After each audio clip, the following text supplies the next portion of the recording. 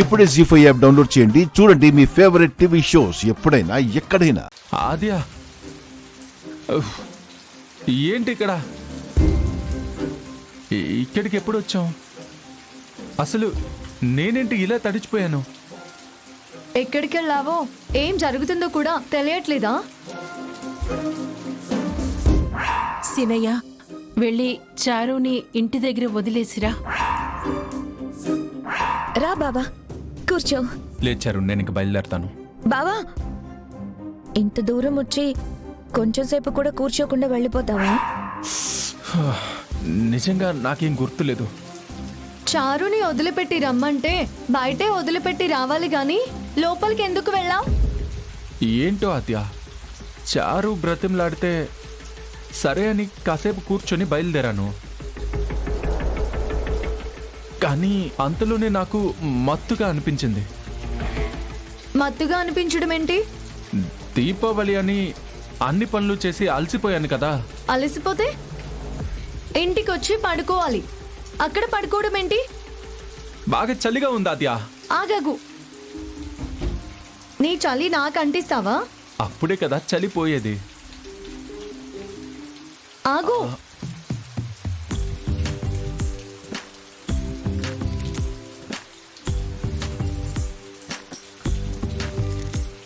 ఏంటో చూడడం? నీ ప్రేమని చూడడం కూడా తప్పేనా? కాదులే, నువ్వు అలా వణుకుతుంటే అప్పుడే ముసలోడవయ్యావేమోనని నాకు అనిపిస్తుంది. త్వరగా చలి తగ్గాలంటే ఇలా కాదేమో. మరెలా? అదే ఎలా అంటే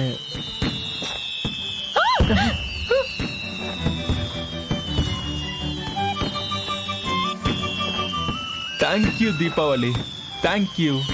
ఎందుకు? చెప్పకుండానే అర్థం చేసుకున్నందుకు. చాలే నీ వేషాలు. అరే, ఏమైంది? ఏమైంది? క్రాకర్స్ పేలే. ఎక్కడ? ఇక్కడికి దగ్గరలో ఎక్కడో. ఏది నాకు వినిపించలేదుగా. నాకు వినిపించింది. అయ్యో, అదిగో మళ్ళీ మళ్ళీ అదిగో. శ్రీను, నీ పిచ్చి వేషాలు నాకు తెలియదు అనుకుంటున్నావా? జరుగు. ఛ! అదిగో మళ్ళీ పెళ్ళింది. వదులు. అన్నంత పని చేసావు చూడు, ఇప్పుడు నన్ను కూడా తడిపేశావు.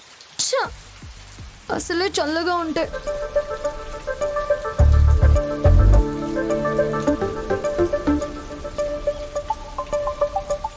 ఏంటో చూపు. ఏం లేదు. త్వరగా ఇంటికి వెళ్దాం, పదా. ఇక్కడే ఉందాం. చలికి వణికిపోతూ ఉండాలనిపిస్తుందా? అంత సరదాగా ఉందా? నిన్ను ఇలా చూస్తూ ఉంటే ఇంటికి వెళ్ళాలని అనిపించట్లేదు. అనిపించదు. ఎందుకు అనిపిస్తుంది? పద. ఆద్య. పోదు. ఏయ్, చంపేస్తాను నేను.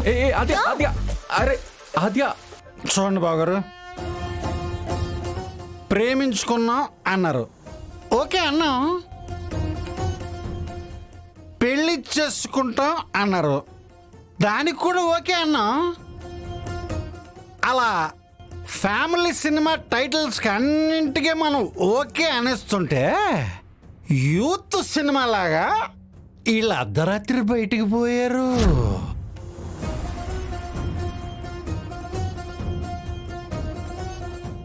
ఎక్కడికి పోయారా అని అడుగుతుంటే నీళ్ళల్లో తడిసి వచ్చింది కాకుండా నీళ్ళు నవ్వులుతున్నారు బాగోరు వీళ్ళు. నవ్వులుతున్నారు వీళ్ళు. చూడండి, ఇదిగో చూడండి, చూడండి, ఇదిగో. ఏమా ఆద్య, ఈ సమయంలో ఎక్కడికి వెళ్ళారు? చారుని వదిలిపెట్టి రావటానికి సీనయ్య వెళ్ళాడు. తనతో నువ్వెప్పుడు వెళ్ళావమ్మా? ఏంటి, చారుని వదిలిపెట్టడానికి ఇంట్లో ఎవ్వరూ లేనట్టు శ్రీను వెళ్ళడమేంటి? ఇదిగో ఇలాంటి ప్రశ్నే వస్తుంది. అసలే ఒకప్పుడు పెళ్ళి అనుకుని నాన్న గొడవలయ్యి శ్రీనుని మీరు కొట్టే పరిస్థితి దాకా వచ్చింది. మళ్ళీ అలాగే వాళ్ళిద్దరూ వెళుతుంటే వాళ్ళిద్దరి మధ్య ఏదో జరిగింది, ఏదో జరుగుతుందని ఎవరూ మాట్లాడే అవకాశం లేకుండా శ్రీనుకి తోడుగా నేనే వెళ్ళి తీసుకొచ్చాను. మరి బట్టలెందుకు తడిసున్నాయి? అది చెప్పండి.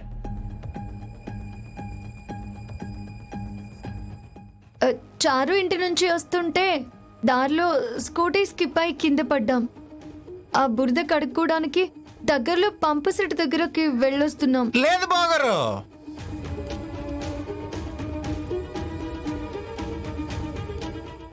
లేదు. చనువు ఇచ్చాం కదా అని వీళ్ళిద్దరూ ఇష్టం వచ్చినట్టు ప్రవర్తిస్తున్నారు. రాత్రి కాబట్టి అది కూడా నేను చూశాను కాబట్టి సరిపోయింది బావగారు.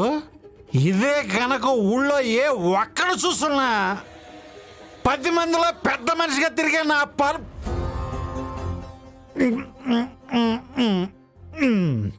అదే బావగారు, పెద్ద మనిషిగా తిరిగే మీరు ఏమని సమాధానం చెప్తారు బావగారు? మీరు చెప్పండి.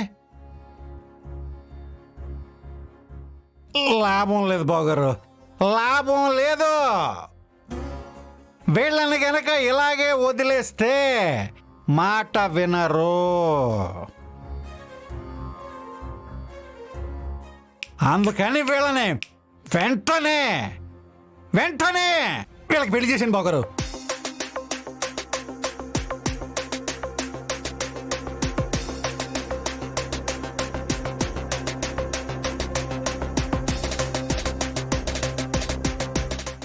ఏ ఆలోచన అయితే అన్నయ్యకి రాకూడదు అనుకున్నానో అదే తెచ్చేశాడు.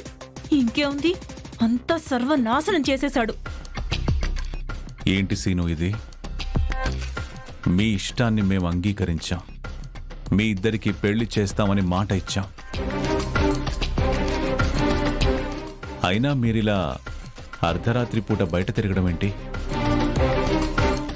ఈ ఇంటికో మర్యాద ఉంది. ఆ మర్యాద అమర్యాదగా మారే పరిస్థితి తీసుకురావద్దు. మీరు తప్పు చేశారని నేను అనడం లేదు. బయటి వాళ్ళు మిమ్మల్ని అలా ఎవరు చూసినా 1కి 4 మాటలు కలిపి మాట్లాడుకుంటారు.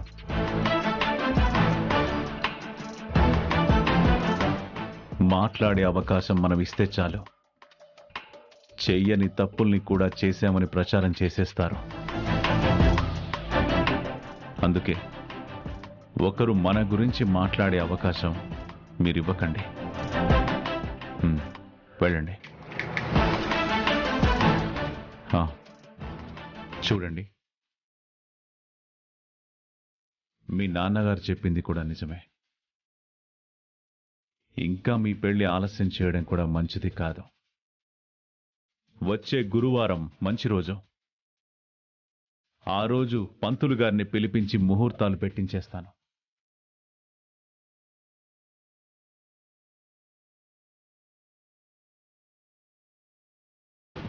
జీ5 యాప్ డౌన్లోడ్ చేసి అన్ని ఎపిసోడ్స్ పూర్తి ఉచితంగా చూడండి.